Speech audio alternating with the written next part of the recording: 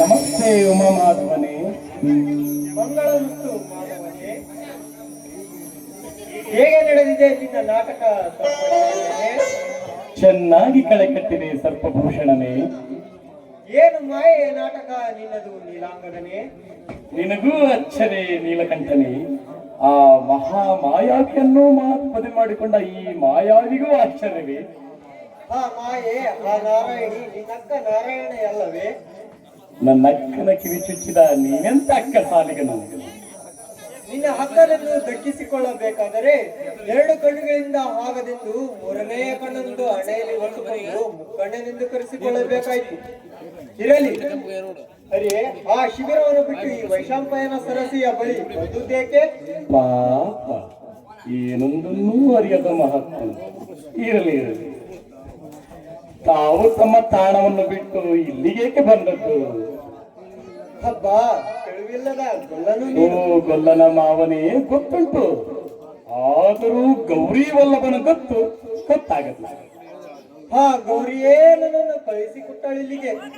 ನಿನ್ನ ಅಕ್ಕ ನಾರಾಯಣಿ ಅಲ್ಲದೆ ಇನ್ನಾರು ಕೆರಳಿಸಬಲ್ಲರು ಸೃಷ್ಟಿ ರಸವನ್ನು ನನ್ನ ಕಂಠದಲ್ಲಿ? ಓ ಋಷ್ಟಿಕುಲ ತಿಲಕನೇ, ಸಾವಿರಾರು ಕಲ್ಪಗಳ ತಪಸ್ಸಿಗಳು ಸಾಧ್ಯವಾಗದ ಸಾಂಖ್ಯವನ್ನು ಸಾಧಿಸಲು ಅಶ್ವತ್ಥಾಮ ತನ್ನ ಅನಂತ ಜನ್ಮಗಳ ಪುಣ್ಯ ಬಲದಿಂದ ಆತನೀಗ ತಪ್ತ ತೇಜ ಪಿಂಡಾಂಡ. ಆ ತಪ್ತ ತೇಜ ಪಿಂಡಾಂಡದಿಂದ ಹೊರಹೊಮ್ಮಿದ ತಪನ ಕಿರಣಗಳು ಕೊರೆದವು ಕೈಲಾಸವನ್ನು. ಕೈಲಾಸದಲ್ಲಿ ತುಂಬಿಕೊಂಡಿತು ತಪಸ್ಸಿನ ತಪನ ಜ್ವಾಲೆ.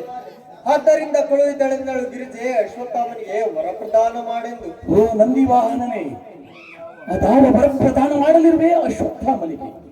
ದೇವ ದಾನವರೋಳ್, ಗಂಧರ್ವ ಕಿಂಪುರುಷರೋಳ್, ಮತ್ತೆ ಮರ್ತ್ಯದ ಮಾನವರೋಳ್ ಆರಿಂದಲೂ ಸೋಲು ಬಾರದಿರಲಿ ಎಂದು ವರಪ್ರದಾನ ಮಾಡುವೆ ಅಶ್ವತ್ಥಾಮನಿಗೆ. ನಾನಿನ್ನು ಬರುವೆ. ತಡೆ ತಡೆ ತುಶೂಲಧರನೇ, ಕೆಡಿಸದಿರಿ ನನ್ನ ರುದ್ರ ನಾಟಕವನ್ನು. ನಿನ್ನ ನಾಟಕವೆಂದು ಕೆಡಲಾರದು.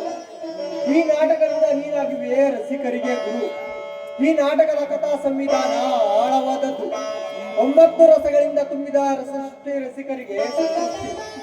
ನನ್ನ ವರದಿಂದ ಅಶ್ವತ್ಥಾಮ ಅಜಯನಾದರೂ ಆವ ದಿನದೋಳ್ ಗರತಿಯ ಕರುಣನರಿಗೆ ಕಾರಣವಾಗುವನೋ ಅಂದೇ ಅವನಿಗೆ ಸೋಲಿಸಿದ್ದ. ನೀನು ರಚಿಸುವ ನಾಟಕ ಸಫಲ. ನಮಸ್ತೆ. ಮಂಗಳಮಸ್ತು.